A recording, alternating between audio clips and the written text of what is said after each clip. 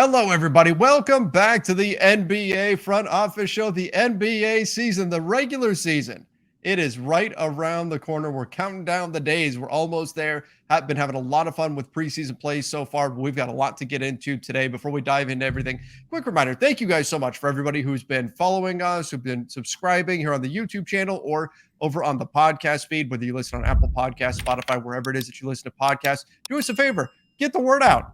People have been calling us the best kept secret out there and everything. Don't keep the secret anymore. Put the word out for us. Tell a friend. Let them know to come check out the NBA Front Office Show. We certainly would appreciate it. And if you're not a subscriber yet, make sure you do hit that subscribe button. Turn on notifications as well.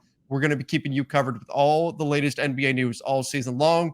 Keith, rocking your Yankees shirt. You're ready for playoff baseball. What a great time of year. Playoff baseball, the NBA coming back. Football in full swing. For me, we've got MLS soccer's getting into playoffs.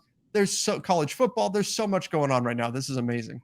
Yeah, we have the World Cup starting in just about a month from now too. So yeah, it's going to be wall-to-wall sports. Perfect timing. Yeah, I'm excited. We'll see what comes of the playoffs. Major League Baseball, I think. I'm curious to get your opinion.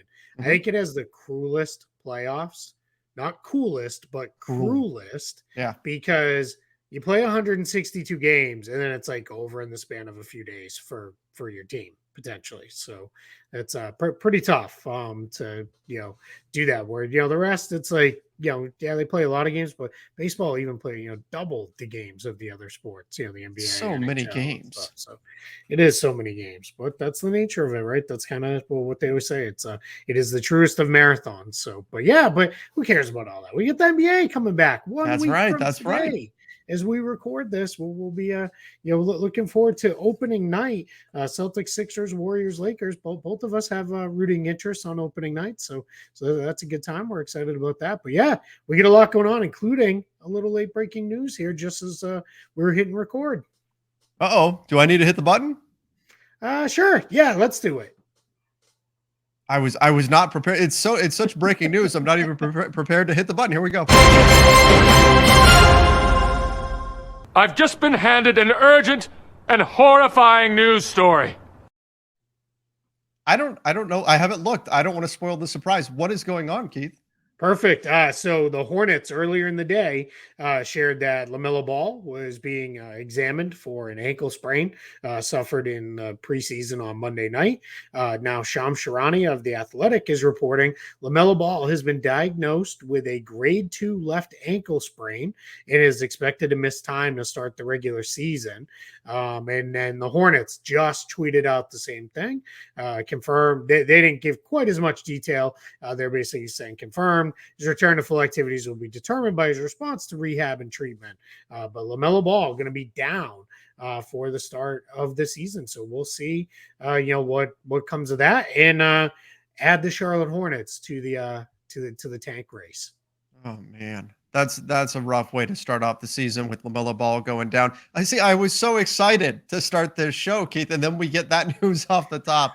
That he's not we knew that the ankle sprain was there, but you and I were just talking before we hit record saying that we didn't know the severity of it just yet, that it hadn't been announced. We were expecting it any time, and there it is. And it's unfortunate news. Man, that's terrible that it's going to keep him down because he is so much fun to watch. I'm not expecting the Hornets to win a ton this season, but they become one of those league pass teams that you have to check in on whenever LaMelo Ball is on the floor.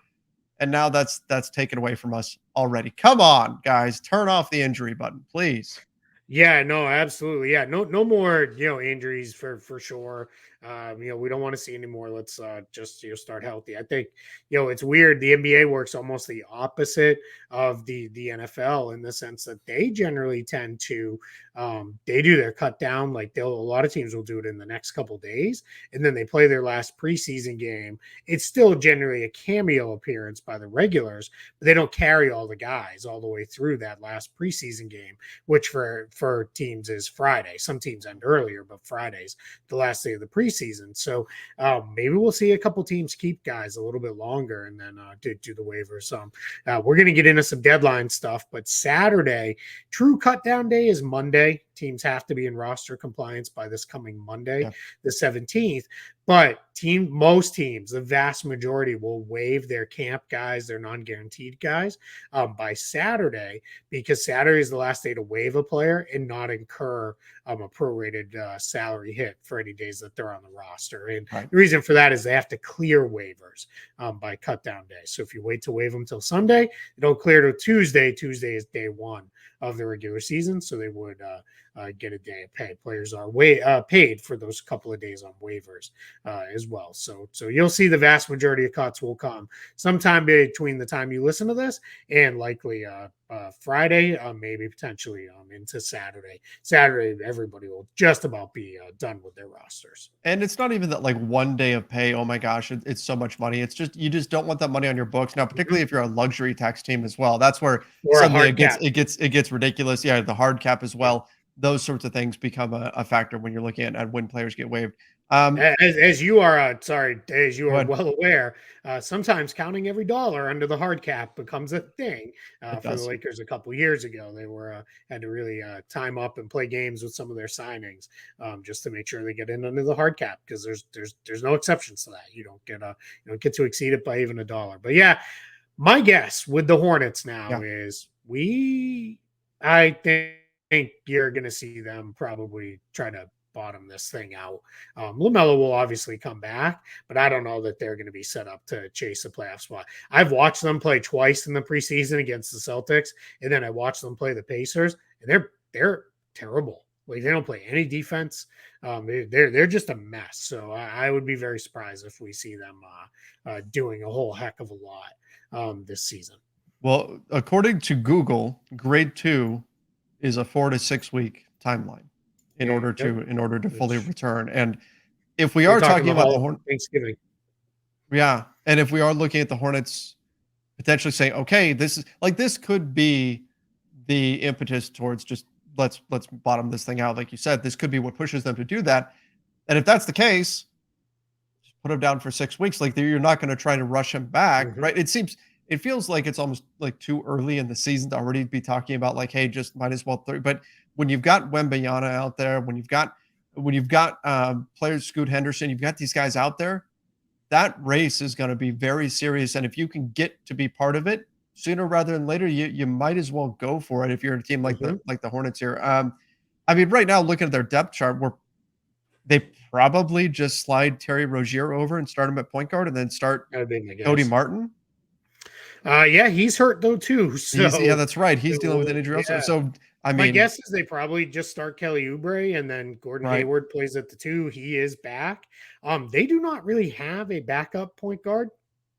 Maybe Dennis Smith Jr. Lands a spot and makes the team out of camp. They're gonna have to keep somebody out of camp because they only have 13 players under contract right now. Standard contracts. You got to carry 14, except for a period of every 2 weeks. So someone's gonna have to make it from those camp guys, or somebody we're not expecting at all. But I would think maybe Dennis Smith Jr. sticks around. They did sign Xavier Sneed, but he's a little bit more of a 2 than he is a 1. Jalen Crutcher's played some for them in this preseason, but it's a very kind of messy situation there in Charlotte. Now, Cody Martin, latest on him is that he may be back in action for their preseason game on Wednesday, so maybe he'll wind up being an option there. We'll see. But the thought occurred to me: could this break the deadlock in the Kemba Walker situation in Detroit? Like, could this cause the Hornets to then contact Kemba Walker and say, hey, if you're a free agent, we will sign you? Because right now we've heard he doesn't have that. And that's why he hasn't been willing to give back money in a buyout. And that could then cause Kemba Walker to come off of that stance of, no, I need all of the money. I'm not going to take a buyout because there's no team that's going to pick me up. There could be a domino effect here that involves the Detroit Pistons if the Hornets are really looking at their point guard depth and saying, we at least want somebody in there. Kemba at least gives fans somebody to cheer for. There's the nostalgia factor there. Not saying that's what's going to happen, or that's even likely to happen, but it's possible.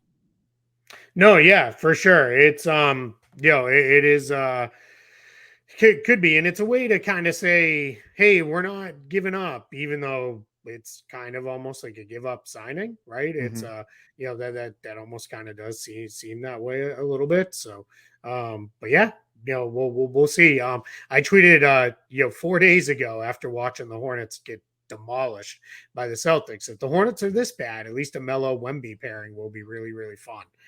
So let's see if that comes to That's comes true. to pass. See if you speak that into existence. Yep. Hey, before we go to our next topic, don't play the news break again because it's not that important. But the Houston Rockets, per Shams Charania, they're going to waive Mo Harkless.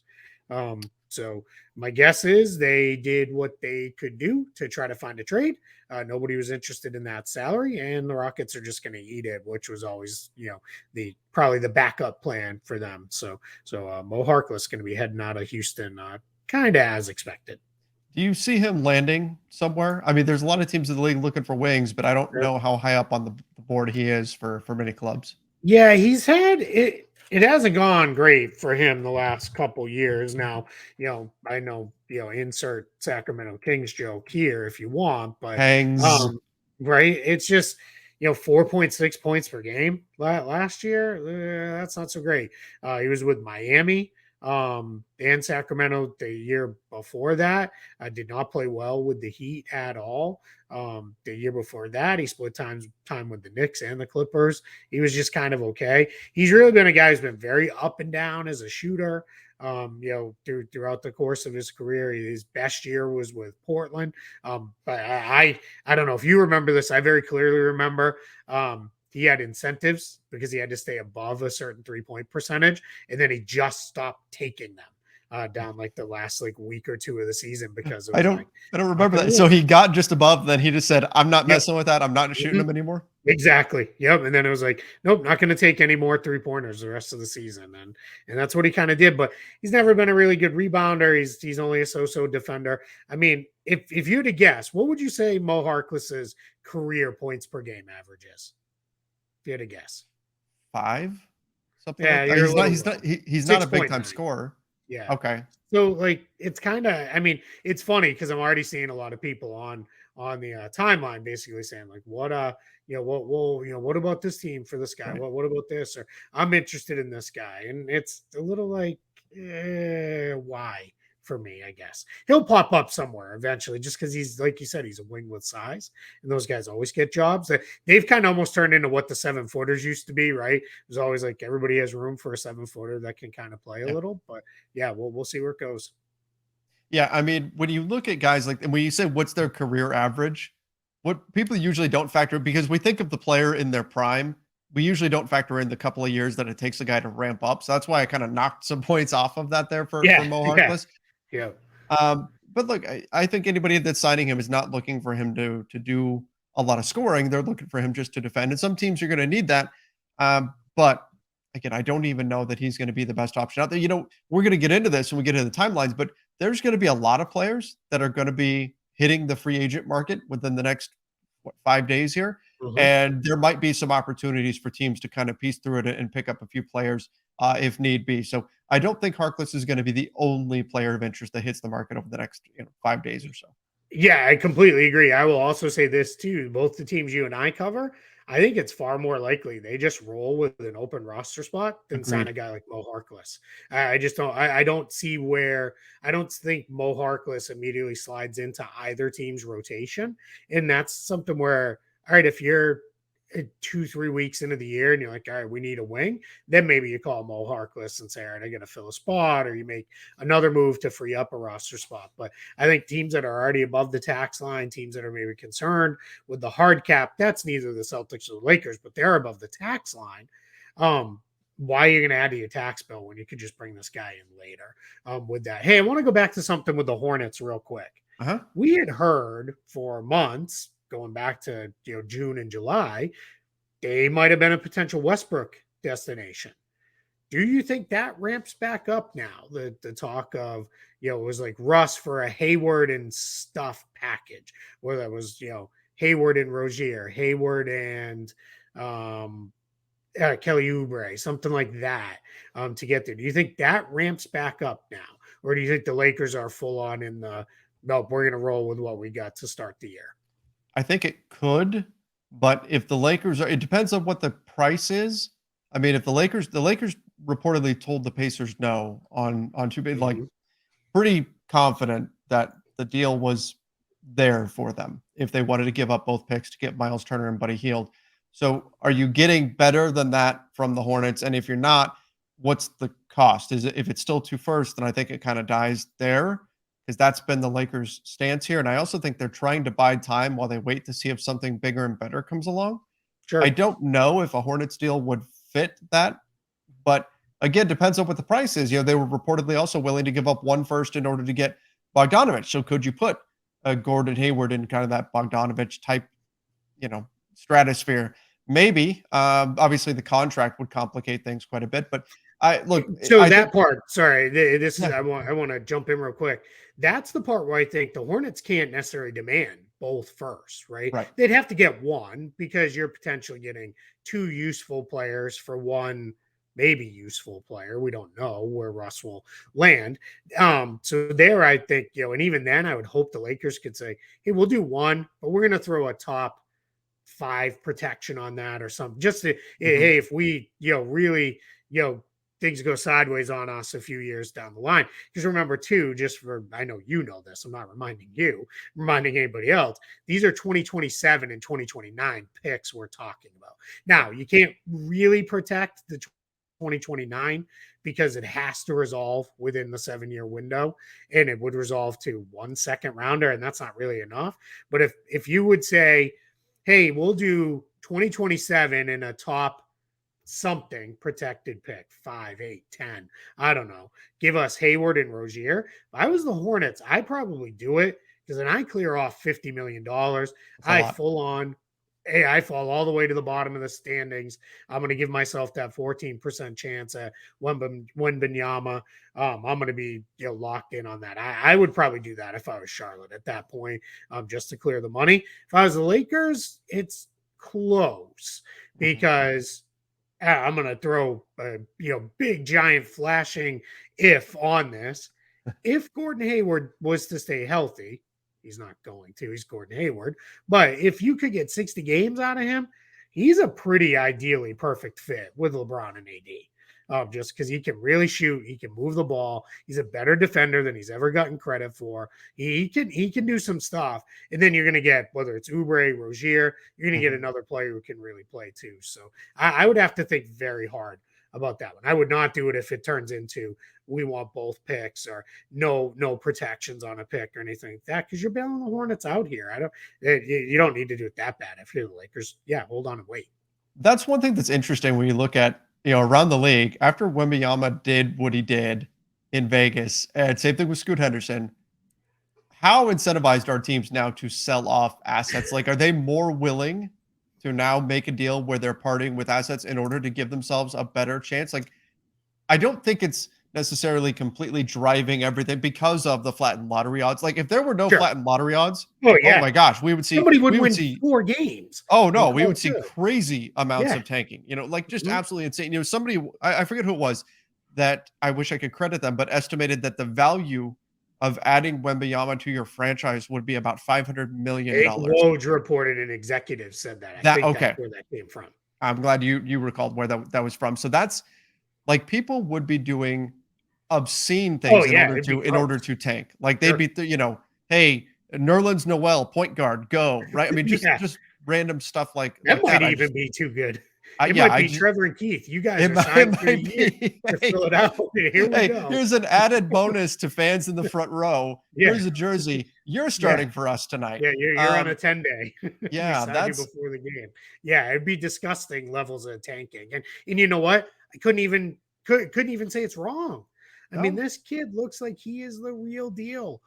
So yeah, that is, though, to your point, flattened lottery odds. No one's gonna go to super duper extremes. But if you're the Hornets and you're looking at it now and saying, all right, LaMelo's out, I'm going to say Thanksgiving right at this point. That's 4 to 6 week range. You want to be cautious. He is your franchise guy. There's no reason to rush him back. You're likely, unless some guys really play over their heads, you're going to fall into too big of a hole. The East is just simply too good now to dig yourself out of it. You're now in the bottom. You're probably not even getting into the play-in tournament range, because you're basically saying you're a month and a half into the year.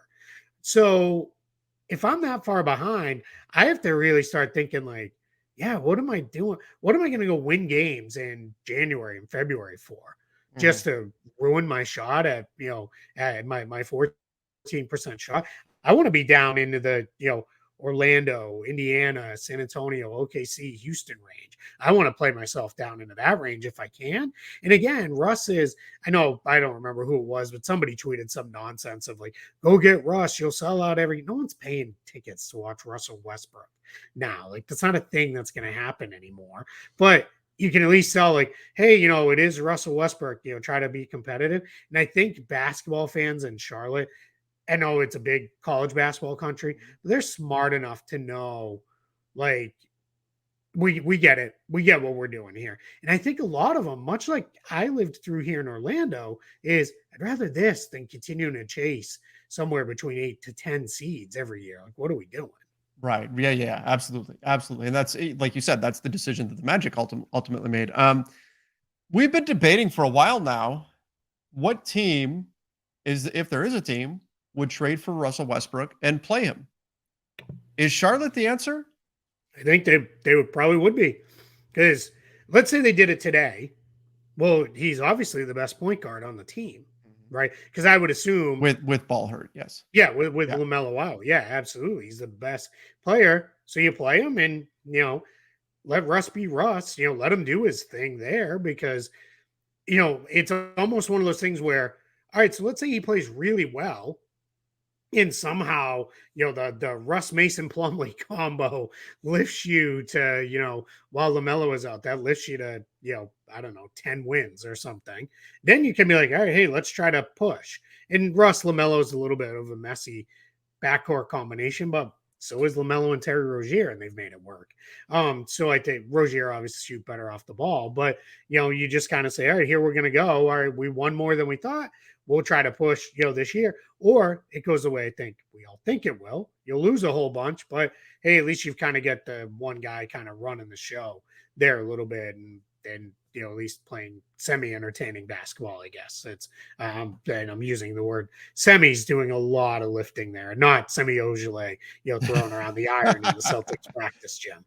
Where is Semi Ojeleye now? That's a good question. I'll look it up and I'll tell you in just a second. He's playing overseas. Yeah, I know he went somewhere. I just wasn't sure. Italy. Where. Italy. All right. Yeah. Let hold on. Now we got to check in and say, he's played in 3 games so far, because they've already started. He started 2 of them, 10.3 points per game. The rest of the stat, it's 3 games, so I don't want to get into shooting stats and everything else. Shoot 90% from the free throw line, though. So, good for Shemi for making it work. Keith, you should know this. When my wife and I were on our trip for our anniversary, we went to Tahiti a couple months ago, and when we were on that trip, I ran into a number of different people from Italy and got into a conversation about sports with this one couple in particular. And they mentioned that they do follow the NBA and they are Celtics fans. Nice. over in Italy. Man. I thought that was interesting. And they're probably brokenhearted that their guy, Danilo Gallinari, is out. So that's right. Yeah. Shout out to those guys if they're watching Front Office Show or listening. I know we're big in Italy, right? Well, I think so. I do think though that it may have been. I almost wonder if it was in response to earlier in the conversation. I had brought up the World Cup, forgetting that Italy wasn't going to be part of it. So that may have been a little dig at me because of that little faux pas. We're not happy about that. I know that for sure. No, they're definitely not happy about that. I don't even remember what else we had on the rundown for the show. We've got our guy Jae Crowder. Oh yeah, there it is. We've got our guy Jae. We went off the rails creating Russell Westbrook trade rumors. I can't wait for that to get aggregated. But Jae Crowder to the Hawks. Apparently, the Hawks are another one of the teams, the Miami Heat, another team that we've discussed that would potentially be interested in landing Jae Crowder. Kind of makes sense for a guy for them to target, for a team that's looking to win right now, looking to kind of bounce back in the Eastern Conference. Is there a trade that jumps out at you that would make a lot of sense for both sides here? That's a little bit of the challenge, is finding a trade that really works to bring him in, because the Hawks are kind of running out of tradable salary here to some extent, because this is going to have to be putting some salaries together to make this happen. because we know like DeJounte Murray's not going anywhere. Neither is Trae Young, Capella, Collins, Bogdanovich. Those are all their bigger salaries. I don't think you give up DeAndre Hunter in a trade for Crowder. That would seem to be crazy to me. So now you're talking about, all right, can we put together AJ Griffin and Justin Holiday? Maybe that could be something that would work. If you want to do that, or like Justin Holiday and Jalen Johnson would get you there. Kind of would probably have to be Justin Johnson unless you're really gonna, empty out your depth. Your 12 to 15 depth on your roster. And so that's part where it gets just a little messy. So I'm not quite sure. We'll see. Yeah, I don't know exactly, how they get there. It'll be a challenge. And I almost wonder how many of these rumors that are coming out are teams who are saying, "Hey, if you get bought out, we'll go get you." Like there's that factor too. Yeah, I mean, how the way the news cycle can be and the way things can get spun. A team checking in on Jae Crowder quickly becomes, oh, a team is interested in Jae Crowder. That doesn't necessarily mean they're interested in trading for him. That could mean they're interested in him should he hit the buyout market, which I think there would be a number of teams that would be interested in him if there was no cost in terms of acquiring him. But in any event, the Suns are going to do what they can to try to find a new home for him. He's away from the team until they do. I hope there's some sort of resolution here, because you hate to see a guy sitting out under these circumstances. That, I mean, how many years does he have left? I'm hoping that they figure out something here for him and all parties can be satisfied in this situation. And for Phoenix being a title contender, like you want to round out your rotation some way, somehow. So, and this could be one where maybe there's some kind of 3-team trade that gets mixed in here. We've got, like we mentioned, right, Mo Harkless is, being moved on from the Rockets. I'm not saying they're going to get involved there, but they've got like the Derek Favors contract. Could that be thrown in and you do some kind of 3-team deal where, that's moved around and the Rockets take on guys from Atlanta if the Suns don't really want them or something like that? We could see, that be the way it plays out. There's a lot of things at play here. And this is a busy time in the league. It's not trade deadline week or draft week, but it's very busy because you have teams that are, all right, what are we doing? How do we fill out, these rosters at the end? It's not even in the NFL. I know that cut down week becomes very busy because there's a lot of trades versus cutting a guy that happened and those kind of things. But it seems like more and more we do get one of these late off-season deals that comes together. It seems like we've had, at least one or two every couple of years. So maybe that's what happens here again. Yeah, very well could be. All right. Finishing things off, we've got upcoming deadlines. So I know the season is starting up, but it's actually the end for a certain number of transactions here. We've got some that end right before the season actually starts, some that we're talking about the end of the month. Keith, we want to break that down. So what do we have coming up first? Yeah, so first on Monday, not only is it kind of cut down day and get into roster compliance and everybody has to be down. And just as a reminder, maximum of 15 players on standard contracts, 2 players on 2-way deals. But it is also the last day to sign rookie scale extensions. That is for players that were drafted in the first round of the 2019 NBA draft. We've already seen a few of those. We'll talk more about that in just a second.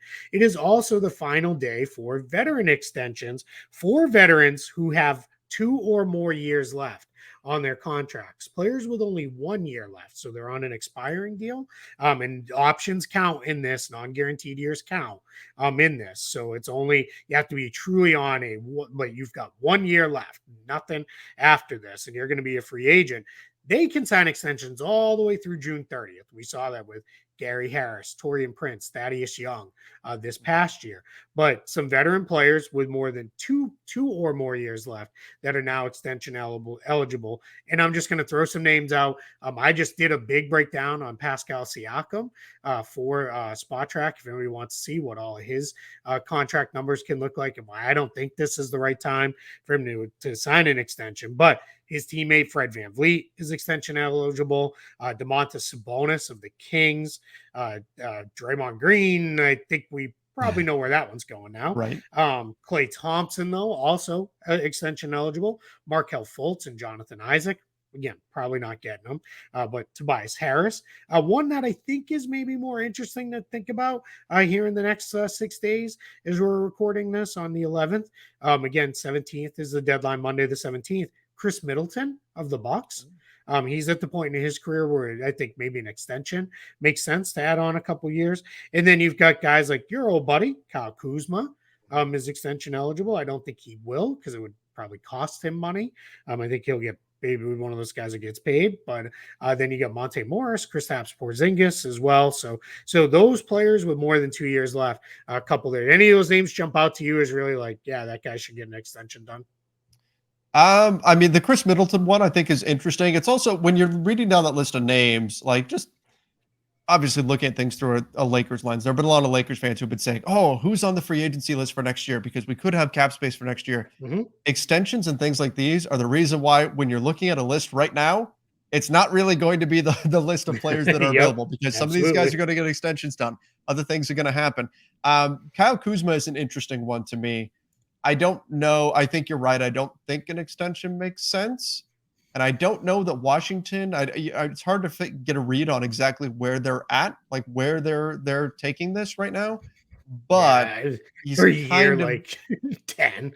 yeah. Well, yes. Yeah. I guess that's kind of par for the course for Washington, but he'd be kind of in that range depending on what he could find and what he could get done. Mm-hmm. Porzingis, I just don't. I mean, it's too expensive. Mm-hmm. I think he's one where you have to prove it first, and then you deal with what comes next offseason. And now there are a handful of these players. So Kuzma and Porzingis are good examples. They have player options, so they could go down the path of declining that player option, and then doing an extension later as well.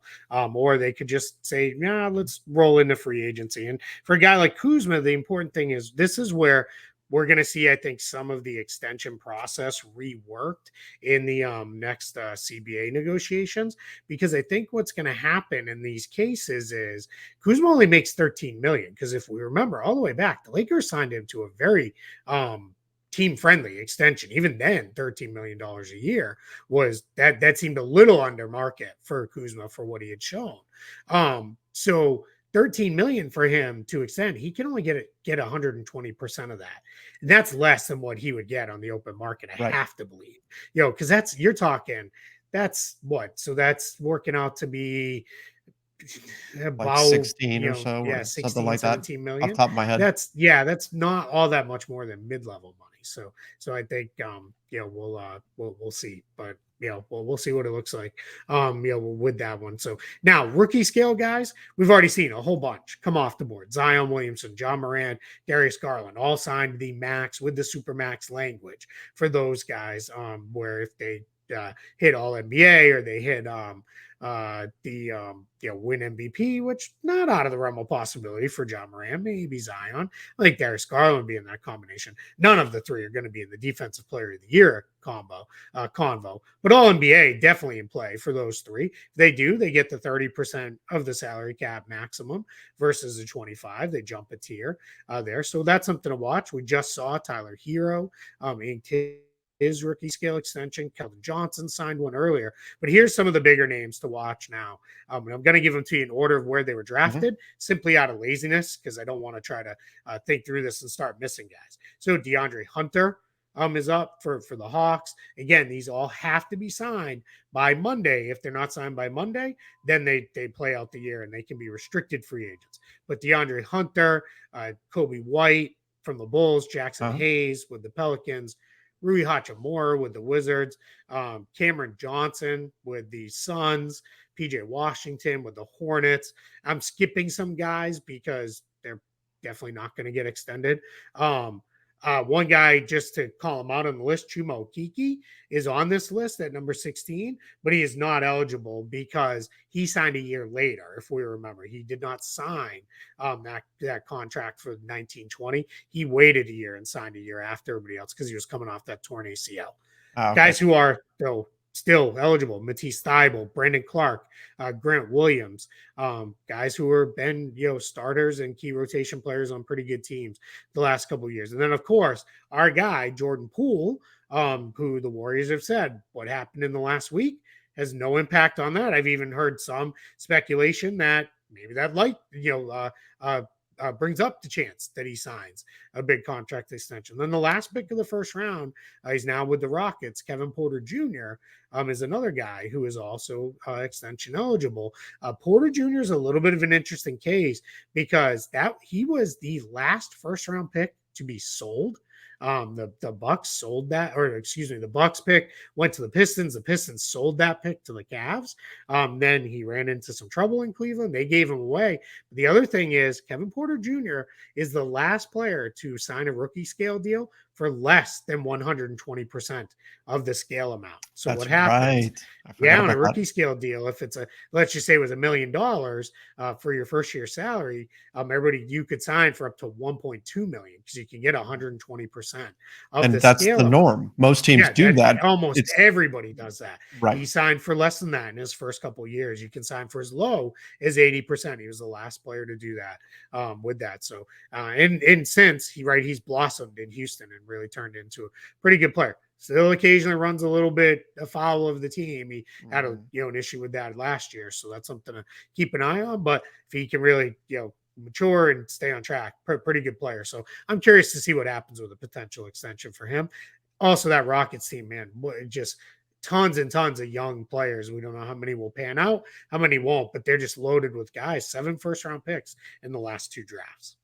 When you're looking at that Rockets team, is there a point too that's going to be coming where you can only pay so many of them? Yeah, absolutely. Well, and yeah, you're absolutely right with that. It's funny because I say this all the time. It sounds great to have 1 million first-round picks like sitting in in your treasure chest. But if you hit on all of them, you can't pay all of them. You'd be the most expensive team in the history of basketball, right? And so you definitely can't pay every single player. So that becomes a big challenge, right? So yeah, that's a great point by you. And then the other thing is too, you just start to run out of roster spots. And if you've doubled down on positions, which the Rockets have a little bit, you start to run into, well, we really need something. This is a team that could have 60-70 million dollars in cap space next summer if they don't extend Porter Jr. And again, Porter Jr., with just like with all those other names we mentioned, they don't come to an extension agreement, the team can still make them restricted free agents and control the process. But next summer, I project there to be a minimum of 9 teams with cap space. We may see more have cap space next summer. Some of them, like the Rockets, a handful of others, 40+ million in cap space. The free agent class, to your point, is going to get eaten up a little bit with extensions. It's not necessarily going to be the best free agent class in the world. And then what we're going to see this turn into is now, all right, hey, Grant Williams for the Celtics, for example, if Boston is saying, we're going to hold firm at 15 million a year, I'm just pulling that number out of thin air. Williams may say, all right, I'm going to bet on myself. I'm going to have a big year. And then one of these teams is going to be like, oh, we have nobody else to spend on. Hey, what about Grant Williams for 25 million a year? And we may see contracts like that. And remember, cap's going up a couple years from now. So it all plays in. These guys are going to get paid one way or another, even if they don't get paid right now. Yeah, that's right. And especially as the cap is increasing, it'll be interesting to see how these guys all navigate the situation, because that's something they're going to have to, like, just as we look at things and project forward, the players that are trying to decide what to do with these deals, they're going to have to factor that in too, knowing that perhaps couple of years from now, there could be a much bigger payday. Does that incentivize them to take shorter term deals? And how strategically how they approach this, it's going to be interesting. Yeah, there's a lot of stuff going on. This is why, agencies have hired a lot of good cap people, right, to work on the agency side. It's because they're doing all this of, it's no longer just walking in and saying, all right, this is what I think a guy is worth. It's going to be, all right, well, what's your cap space look like in a couple years, and what's this going to look like, and what's this going to look like? So, agencies, teams, everybody's got their own kind of cap work that they're working through to try to figure out all these things as well. So definitely, it's going to be, something to monitor here. And just, again, we cautioned this the other day, especially with like the Tyler Hero extension. Don't get sticker shock with these deals, because you have to start thinking of it in terms of the cap, not now, but what is it going to be? Percentage of the cap, 2, 3, 4, even 4 years in some of these deals from now when these deals start kicking in. Absolutely. Absolutely. Now, there is still a limit, even with the cap going up. Oh, without a doubt. Otherwise, you wind up getting Mozgoved and danged.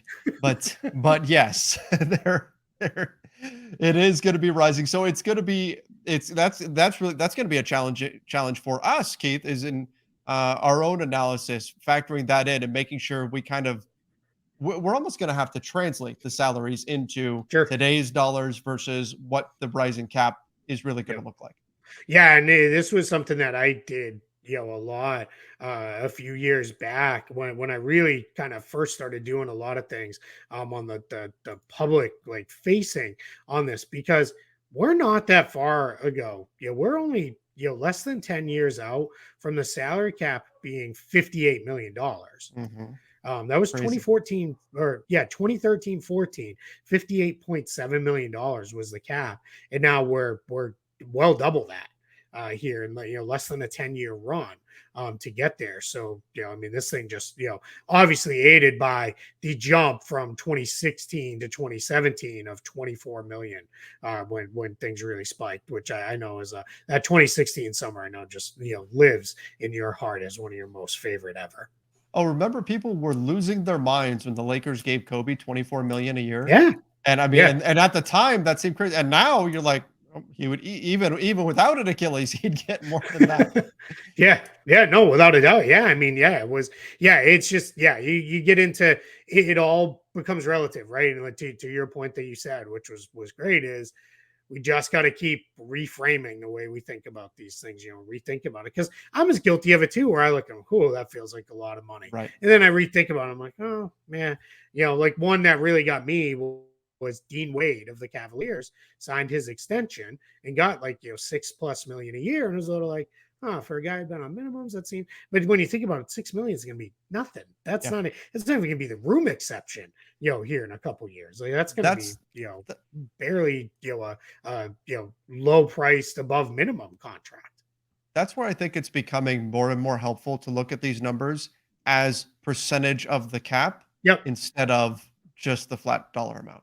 Absolutely. And that's where, our team over at Spot Track, that's why they went in and added that. If you go to any of the team pages, whether you're looking at single season or the multi-season view, you can see it expressed right next to the salary number. You see a little percentage and it tells you, what percentage of the salary cap that deal is. And that's important to look at. And that I think helps you kind of rethink about it. And you can go back and look historically. And if you're like, well, LeBron is always just making up and using LeBron because he's been highly paid for 15 years now.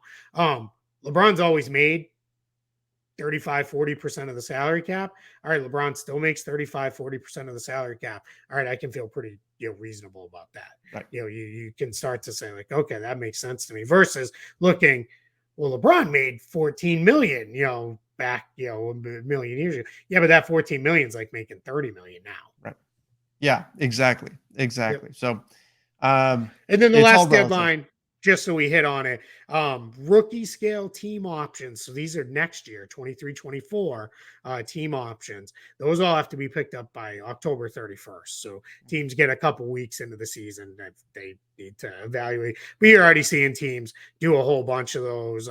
Just today, Atlanta picked up Onyeka Okongwu and Jalen Johnson. The Mavs picked up Josh Greens. The Spurs a couple of days ago picked up Devin Vassell and Josh Primo. So a lot of teams just get these done and get out of the way just so it's finished. It's in general, it's a very bad idea to decline rookie scale team options. Yes. Third-year options, super bad idea. Fourth-year options, generally still a bad idea, because if it turns out, because you still have the guy under contract for this current season, you decline it and then the guy plays well, a la Jalen Smith, you're capped at what you can pay that player at the rookie scale amount. Kevon Looney, another good example. We had kind of a little bit of a breakout for the Warriors, and then they were kind of stuck in what they could pay him for a couple years. So just unless the player's hurt and can't play, Jordan Adams is kind of the guy I go to for that. He was a UCLA guy on the Grizzlies. He wrecked his knee so bad the Grizzlies knew he wasn't going to come back. Decline it, move on, because then you're going to just free up, whether it be cap space or tax space or whatever. But it's really sketchy with only 1 or 2 years of data to say a guy completely can't play. The rule of thumb in the NBA is 3 years in is when you can really make those decisions. Every once in a while you can tell before if a guy can really play or not, but 3 years in is when you want to really get that, which coincides with a 4th-year rookie scale option having to be picked up. Which is why we were so surprised when Phoenix declined Jalen Smith's Yep. option. Was after year Absolutely. 2, I believe, that they did Yep. that, which was Yeah. was shocking. And now there he is with the Indiana Pacers. Didn't play well. All right, I think that about wraps things up for today. I know there's going to be a ton of stuff happening right before we get into training camp, or I'm sorry, right before we get into the regular season. We've already had training camp. That's going to be starting up soon, and we still have to do our projections too, our official projections for the season. Yep. I don't even want to go back and look at last year's. No, I looked at mine last year. We did kind of okay. I mean, it was the Nets and the Lakers, I'm sure, killed us. Yeah, it wasn't good. Same for a lot of people. Side.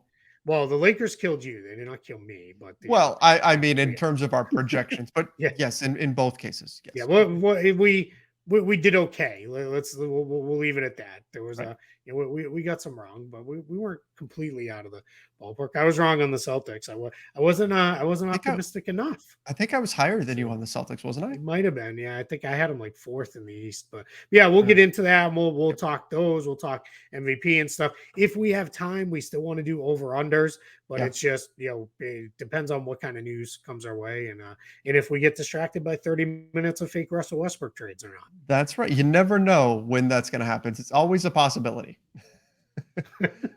All right, everybody. Please make sure you do follow us over on YouTube. Hit that subscribe button and the notification bell as well. Like this video and over on Apple Podcasts, Spotify, wherever it is that you listen to podcasts for the audio version of the show. Till next time, see ya and stay safe.